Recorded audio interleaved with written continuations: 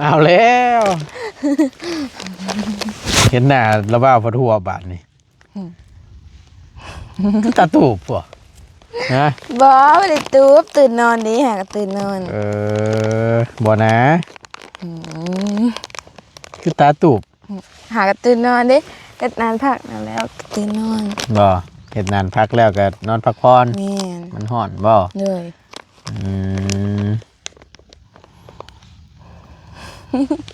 มั่นใจร้อยเราเบิ่งอมยิ้มนี่บ่ตูนเบิ่งฮู้เลยแบบว่าอมยิ้มกับยิ้มอมทุกข์กับยิ้มแบบหัวแบบล่าเริงนี่สิแตกต่างกันได้บ่ตูนพอเบิ่งออกล้วนถ้าคนยิ้มหัวล่าเริงแบบว่ามีความสุขนั่นชี้หน้าไปอีกแบบถ้าว่าแบบยิ้มแบบว่ามีความทุกข์ใจนะมีความในใจแบบว่าบ่ม่วนบ่ชื่นนะแต่ว่ายิ้มออกมาแบบเพื่อแสดงออกมาแบบว่าเฮ็ดให้คือแบบว่าคือบ่มีหยังเกิดขึ้นจริงๆนะสิแตกต่างกันอยู่แม่นบ่เว้าแล้ว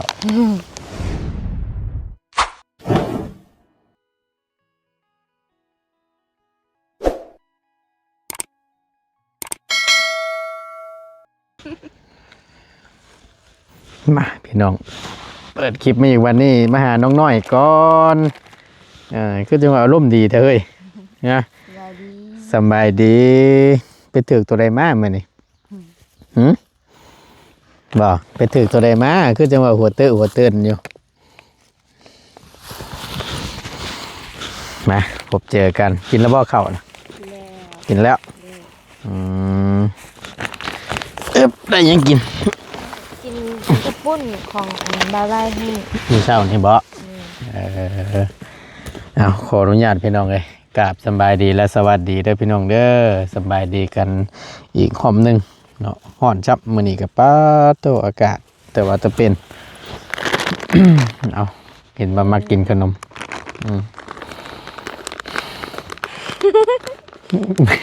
เป็นยังดีปาดนี้นี่ไม่เนี่ยเดี๋ยวพี่น้องเป็นสูได้ยินเสียงไปถึกตัวใดมาไล่จักปุกได้จักใบ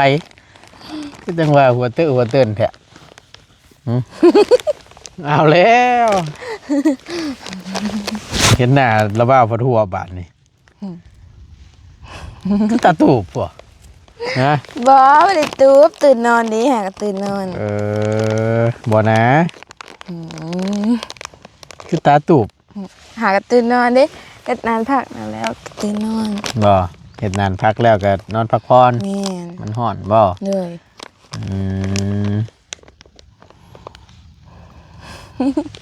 มั่นใจร้อย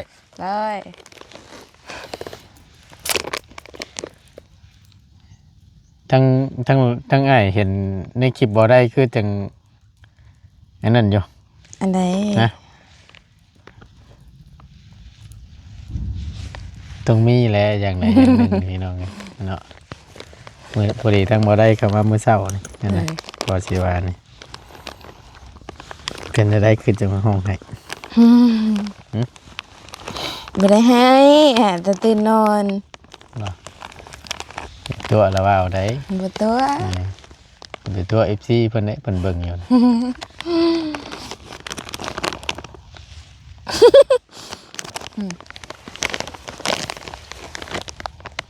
เอาจังหน่อยหนึ่งกะสิสิเว้าสิฟังอยู่ดอกเบิ่งนี่อมยิ้มนี่บ่ตูนเบิ่งฮู้เลยแบบว่าอมยิ้มกับยิ้มอมทุกข์กับยิ้มแบบหัวแบบล่าเริงนี่สิแตกต่างกันได้บ่ตูนพอเบิ่งออกล้วนถ้าคนยิ้มหัวล่าเริงแบบว่ามีความสุขนั่นชี้หน้าไปอีกแบบถ้าว่าแบบยิ้มแบบว่ามีความทุกข์ใจนะมีความในใจแบบว่าบ่ม่วนบ่ชื่นนะแต่ว่ายิ้มออกมาแบบเพื่อแสดงออกมาแบบว่าเฮ็ดให้คือแบบว่าคือบ่มีหยังเกิดขึ้นจริงๆนะสิแตกต่างกันอยู่ แม่นบ่เว้าแล้วมันต้องมีก็ยังเว้าอยู่เพราะว่าแต่ละเทื่อมันตั้งบ่ตูนเขามาหาน้องเพิ่นก็หัวยิ้มก็แบบมันล่าเริงหั่นน่ะพี่น้องแต่ว่ามามื้อนี้มันแปลกๆยิ้มหัวอยู่หั่นแต่ว่ามันมีความอมทุกข์ไปนำก็สิว่านั่นน่ะเอามาฮอดมาเจอช่วงแรงๆพี่น้องเนาะก็พอดีมาหาทางน้องเพิ่นนี่แหละทางบ่ไล่บ่เข้ามาเมื่อเช้าแม่นเข้ามามากับไผกับผู้เดียวเล่าเบาใส่มาน้ำหลังเบาใส่มาน้ำดังโดย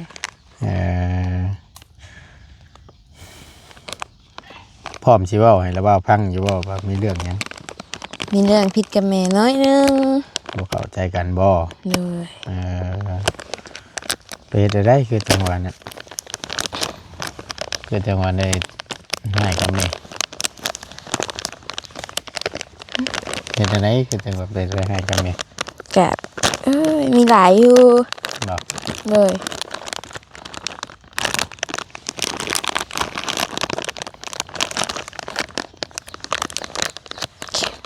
มีเช้านี่บ่แม่น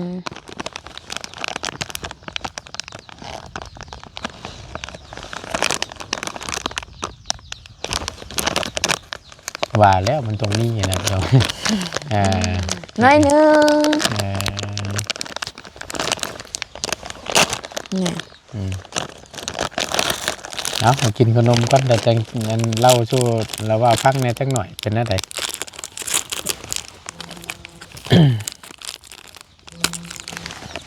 ไอ้น้องโทรมาบันทางบ่บุญบ้านป่ามีสัญญาณเด้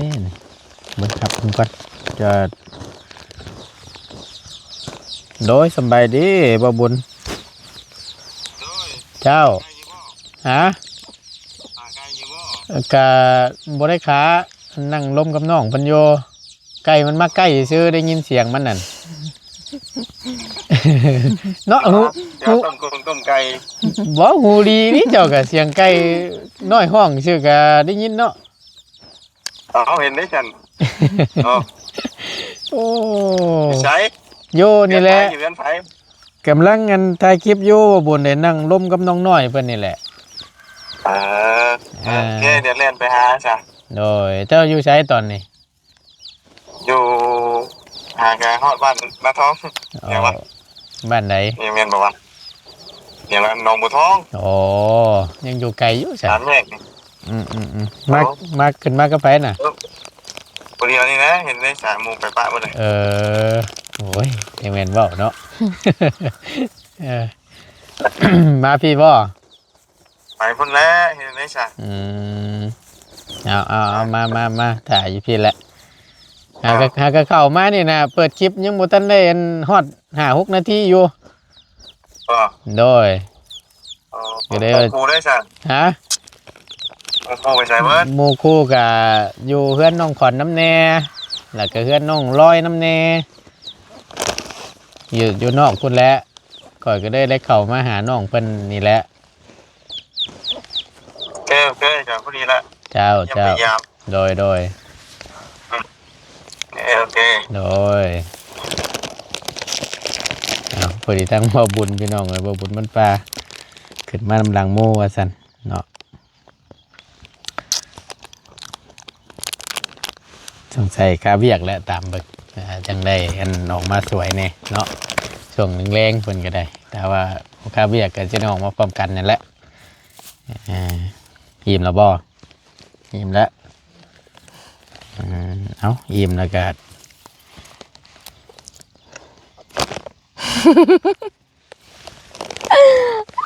ไม่ยังขนมติดข้าวมันขนมติดแก้ว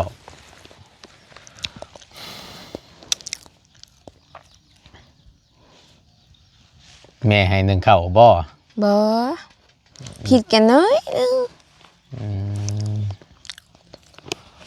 ให้บ่ได้ให้ซุไม้เขามาลุนี่บ่เกี่ยวหรอกอันนั้น ให้ยายเข้ามาเลยได้กินขนม บ่ บ่ตัวก็ถามเด้อพี่น้องเอ้ยถามตรงๆนั่นแหละเนาะ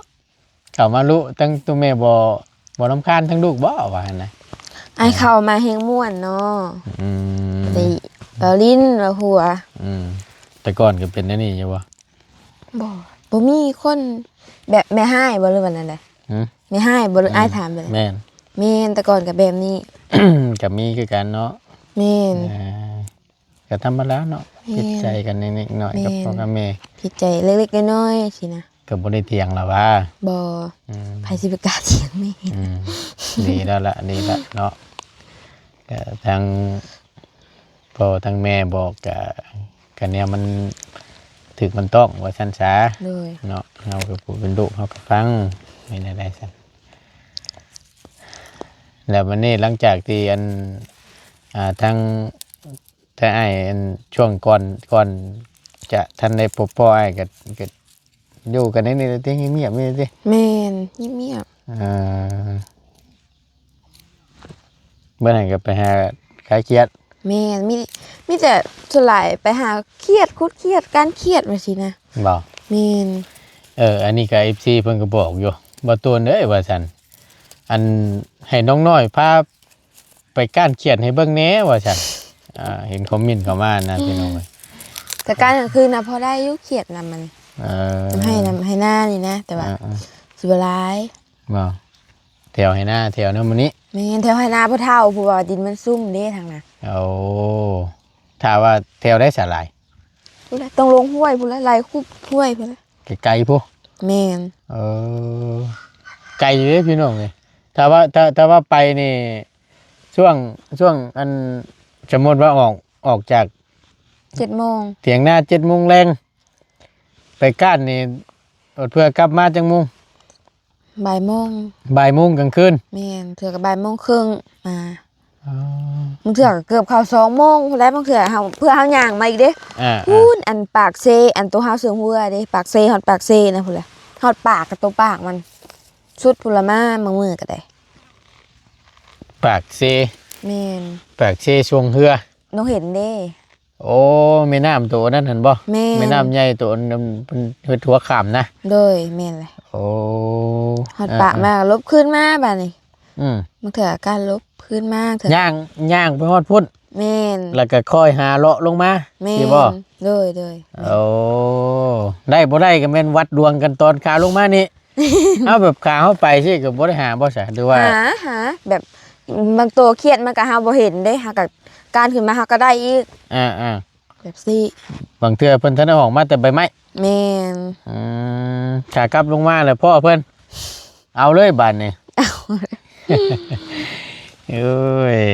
ไปยากได้พี่น้องไงเนาะแต่ว่าสิหาน้ำมูนี่มันก็ บ่ได้หลาย ได้อยู่แต่มันบ่พอสิหลายเนาะ โดย ถ้าสมมติว่าไปหาอยู่หม่องน้องเพิ่นเคยหานั่นมันสิได้หลาย โดย พอได้ขายอะนะพี่น้อง โดย แต่มันผัดเฮาผัดมันอยู่บ่ได้ลึกปานนั้นนะพี่น้องเอ้ย ก็สิว่าในวันต้นก็อยากไปถ่ายให้ FC ได้เบิ่งอยู่เนาะ โดย ไปก้านเขียดยามกลางคืนน่ะนะพี่น้องเพิ่นสิหาแบบใดก้านแบบใดนะแต่ว่ามันผัดเนื่องจากว่ามันก็ไกลน้ำแน่ โดย ถ้าไปแล้วก็มันก็ต้อง ดึก กลับมานั่นก็ดึกแน่ อืม นะดึกนั่นแหละแล้ววันนี้แล้วมันก็ยากก็สิว่านี่คำไปก็ต้องไปนํกันหลายๆคน นี่ ถ้ามันจังม่วนนะ พอได้ไล่เครียดเนาะ พอได้ไล่เขียดแน่พอได้ซอยกันเนื่องว่าซั่นซะ มันดองนะก็ไล่จนหัวปักหัวปั๊มไล่เครียดเด้ บ่ ตัวใหญ่ก็ได้อยากได้มันนี่ สู้ตาย แม่ โอ้ยบ่ติแล้วตัวนี้เนาะ เด้อ อาการเกลียดตะหมู่เด้ซะ แม่น ปิ้งกินเมื่อคืนนี่ก็เป้าแซ่บอยู่ได้พี่น้องเนาะหลายคนกินรวมกันนะ ด้วย ตำแจ่วตำจุมากินกันโอ้ยคักอยู่ปิ้งกินข้าวกองไผ่เลยคักนั่นนะกับมันน้ำเน่เนาะ แม่น ก็ชื่อว่านี่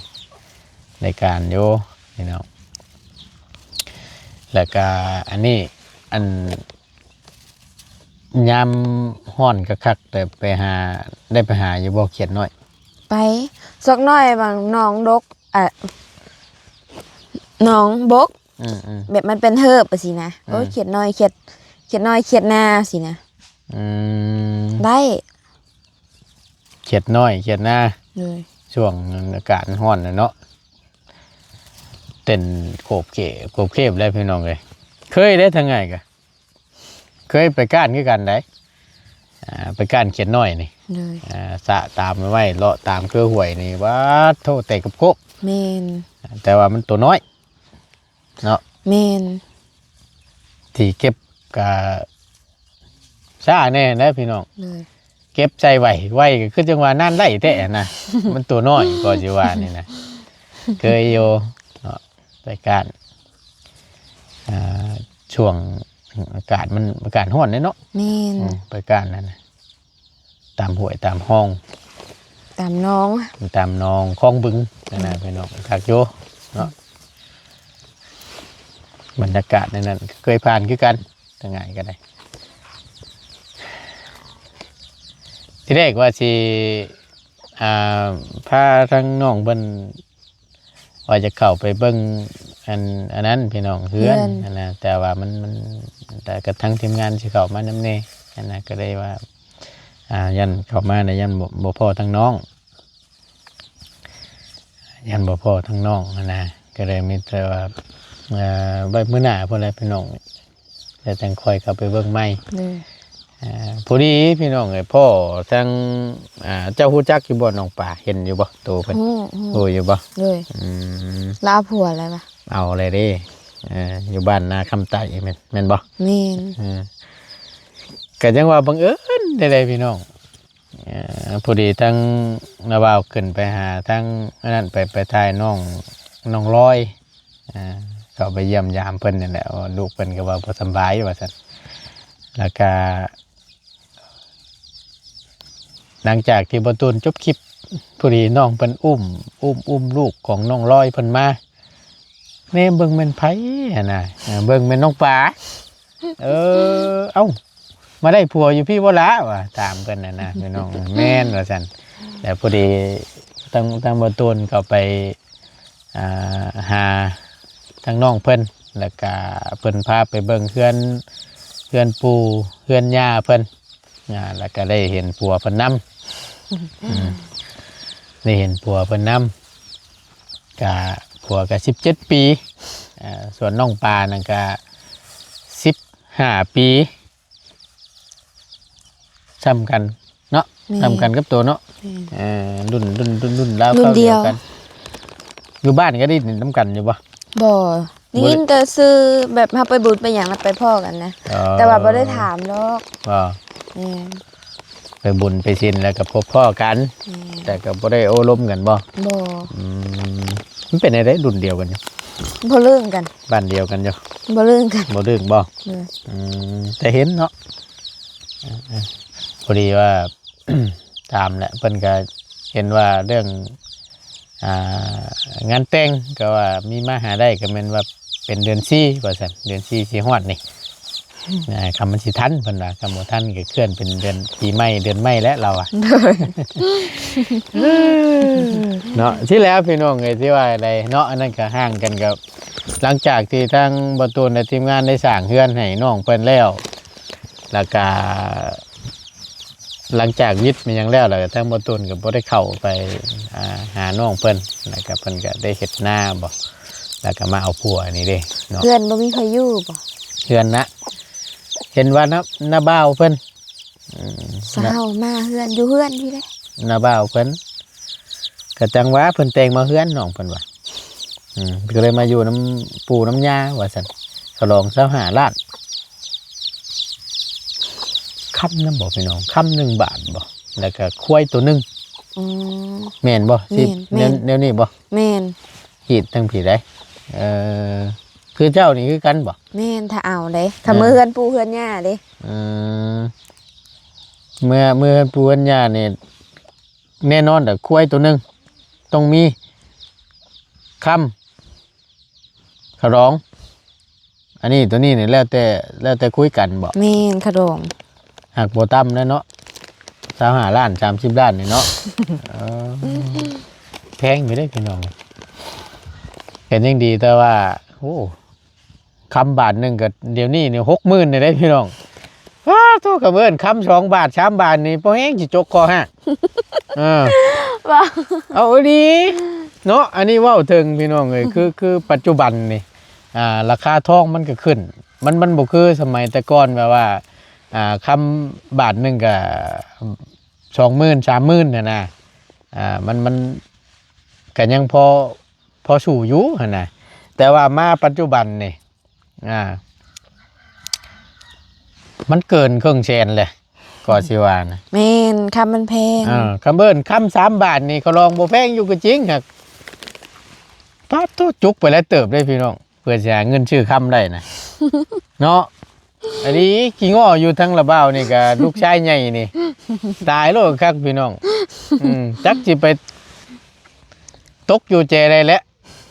ไปหมุนหัวทั้งใดแล้วทางเบิ่งเนาะบ่แฮงบัดใหญ่ยังก็ลองยังทอด100ล้านอยู่บ่เด้อเอ้าเดี๋ยวนี้ก็ยังมีละ50ล้านแม่น100ล้านก็มีเนาะเอ้าตัวเบิ่งกว่าบ่เชื่อเป็นแสนบาทก็มีบางคนนะอันนี้เว้าอนาคตพี่น้องข้างหน้าเนาะคือทางน้องเพิ่นนี่ก็กับบ่ฮู้นำแหละตัวนี้เนาะเห็นได้ซั่นพี่น้องเอ้ยถอนหายใจแล้วมื้อนี้ก็ได้เนาะมากับด้วยความที่บ่ม่วนอกม่วนใจในปานใดเห็นทางอีหล่าเพิ่นนี่ก็ได้ยิ้มอยู่หักยิ้มแต่อมทุกข์มีความทุกข์ในใจนี่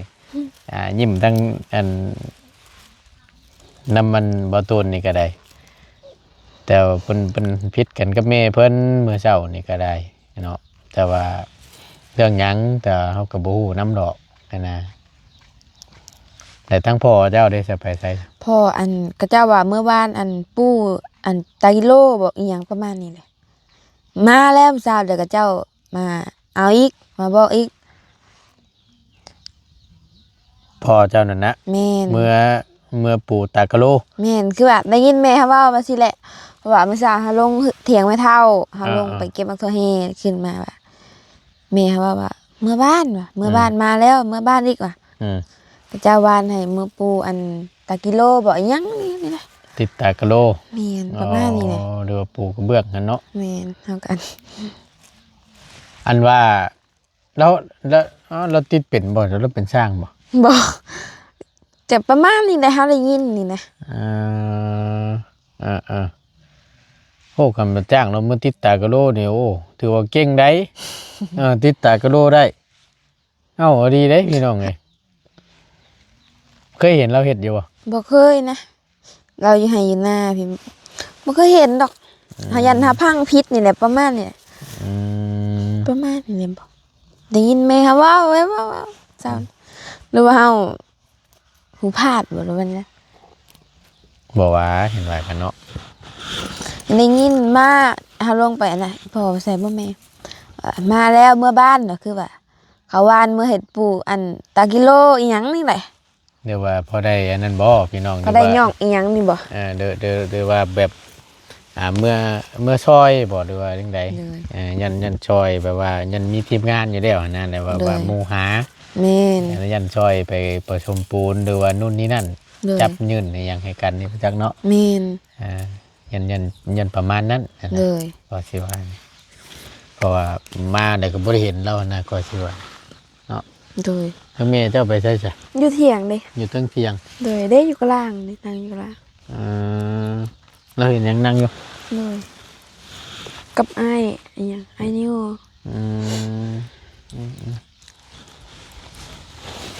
เอามาหาน้องน้อยเพิ่นนี่ก็ได้จักมือเลยก่อนหน่อยจักมือเลยจำได้อยู่ป่ะตั้งแต่ทางทีมงานอ้ายเข้ามานี่เลยตั้งแต่พูดและล่าชุดตั้งแต่เจ้าขายเขียดยังบ่ฮอดทิศหนึ่งบ่ยังบ่ฮอดบ่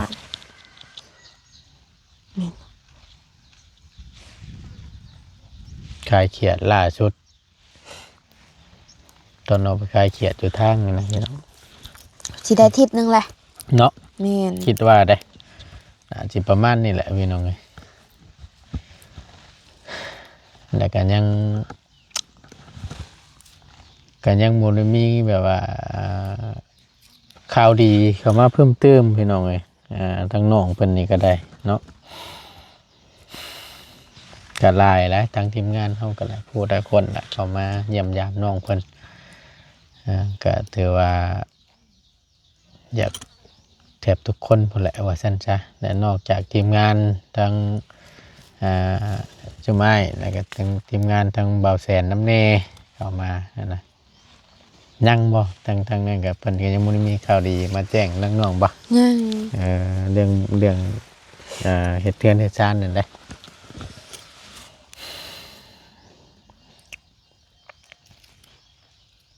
ฟังเบิ่งน้ำกันนี่แหละให้ได้ซะเนาะภาวนาแล้วทางไงก็ได้ครับได้รับการช่วยเหลือคือว่าหั่นแหละคำบ่ได้แท้ก็มันนี่แหละพี่น้องเอ้ยดูตนทั้งน้องเพิ่นยามเพิ่นนอนอยู่หม่องเถียงหน้าเพิ่นนี่หม่องเพิ่นรับเพิ่นนอนน่ะเห็นว่าสิเกาะอันกระเทิบออกพอได้มุ้งตรงนั้นบ่แม่นผลมันหัวบ่ผลมันสาดเขาแม่นบ่ได้นอนในกลางคืนผลพระดิกับผลตีมาทั้งนี้เนี่ยมันเข่าเต็มเลยแม่นเราเกี่ยวไผ่หญ้ามาไปเกี่ยวหญ้ามาเตรียมสิไผ่ได้พี่น้องสิเกาะหม่องตึงหัวหม่องบ่ยาวอันถามมันแหละนะพี่น้องเพิ่นก็คอมเมนต์อยู่ว่าโอ้ถ้าว่าบ่ได้แต่ก็ให้ไล่รับการช่วยเหลือหรือว่าต่อเติมหม่องเฮือนหม่องอันเตียงน้องเพิ่นอยู่นี่ก็ยังดีหั่นนะแบบว่าให้มันดีกว่าเก่าจังซี่นะมีแอมใส่สังกะสีอีหยังเวลาพาลงฝนตกมาแหละมันบ่สาดสิน้องเพิ่นก็โอเคหั่นนะพี่น้องเอาก็จังว่าน้ำกันพี่น้องเนาะเดี๋ยวเบิ่งน้ำกันอีกเทื่อนึงว่าซั่นซะถ้าหากบุญวาสนาจะมีโตผู้ใหญ่เพิ่นก็ได้รับการช่วยเหลือเด้อคือทางอ้ายเว้านั่นแหละเนาะก็ คือทางไทยอ้ายนี่ก็คือเว้าอันเนี้ยก็เป็นกระบอกเสียงให้ทางผู้ใหญ่เพิ่นพี่น้องเอ้ยเนาะกับถ่ายทำลงไปแหละก็ทั้งนี้แต่ทั้งนั้นก็คือบ่ตูนได้เว้าได้หลายคลิปแล้วก็หลายๆรอบพร้อมเนาะก็ขึ้นอยู่กับบุญว่าซั่นซะถ้าหากว่าบุญวาสนานำพาส่งฮอดทางผู้ใหญ่เพิ่นก็ได้รับการช่วยเหลือจากผู้ใหญ่เพิ่นนะเนาะภาวนาและทางไงก็ได้เนาะเอาเรื่องที่ว่าจังใดพี่น้องบ่ตูนบ่ขอเว้าซะเรื่องความมักความฮักนี่พอละดีละจังได๋ FC ก็แต่ผิดเนาะจังได๋ FC เพิ่นสิเว้าแหละนะมันสิว่าจังใดขึ้นฮักมันมักบ่มักก็แล้วแต่น้องเพิ่นนะเป็นเรื่องระหว่างคนสองคนหรอกแต่ว่าหลักๆเฮาก็นี่แหละจะช่วยเหลือทั้งครอบครัวของน้องเพิ่นนี่แหละพี่น้องแต่ก็อย่ามันเนาะฮอดมือมันก็สิได้เองดอกบัวก็ได้เนาะ เอาอันนี้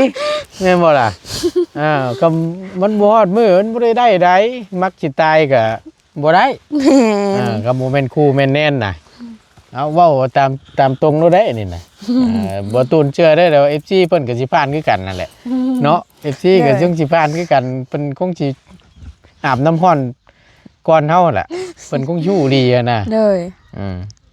กับโมเมนต์คู่แม่นแน่นมันแหละกับมันฮอดมือมันแหละบินมากขึ้นนกเจ้านี่ดีได้กับฮอดมือมันนะ